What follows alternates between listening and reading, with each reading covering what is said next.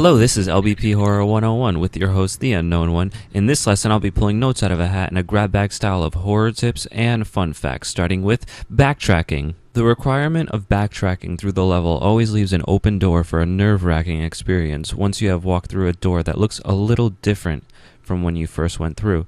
You should avoid or improve cliches, such as the one I like to call the key bait, where you find a key to the door, but you've played so many horror levels in the past that you already know once you grab the key, something typical will happen on the way back to the locked door. I'm not saying that nothing should happen at all, just make it not so predictable, please. The player's death. Some horror levels don't actually kill your sack person, like in my clown statue level. Nor is there any dangerous spikes, fire, gas, or electricity. This shows a level can be scary without the player ultimately succumbing to death. They are surrounded by death instead. Ordinarily scary. Some horror levels don't need a single drop of blood to be scary, and others can be scary in broad daylight, but it takes a real horror genius to turn an ordinary boring life into a tale of sheer terror without even changing the atmosphere of a bustling and crowded city. From under the rug. Then it comes to be that the soothing light at the end of your tunnel was just a freight train coming your way. At times, there's a happy ending in horror, and other times the cake is a lie. And by that, I mean pulling the rug from under the player's feet after they've escaped the cave, made it back to town, and are quote-unquote safe in their home, where everything seems normal, until they look into the mirror and notice someone else is staring back at them. Predictions. Predicting what the player does naturally can be an excellent advantage in catching people off guard, and I'm not talking about knowing that the player will open this door or walk through that room. Let's say there's a room with a window open. Naturally, the player will check the window, or at least try and jump out if they can.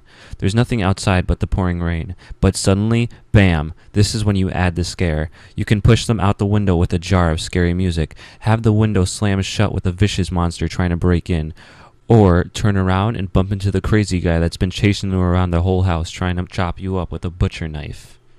Cliches I forgot about in episode 4. Bloody red eyes and suicide seem to be a cliche that are used all too often in creepypasta, along with adding file extensions .exe, AVI, or .jpeg. Hell, I did both of those with sackboy.exe, and whether you love it or you hate it, you can't deny the fact that it's become quite popular in the community. So again, don't just use a cliche for the sake of getting a play. Improve on it. Puzzles and horror are best friends forever. Puzzles and horror are an awesome mix, especially when you find yourself regret collecting all 8 pages, the way I did. There's a lot of different ways to combine both of these elements as well. With Slender, we know that each page we collect, the more aggressive and violent he gets. With Resident Evil and Silent Hill, the puzzles are there to give us a break and recover from each horrifying event that unfolds. And in Amnesia, The Dark Descent, the puzzles can unwind a dark and a mysterious story until its ultimate truth at the end. But nobody ever said anything about mixing and mashing them all up.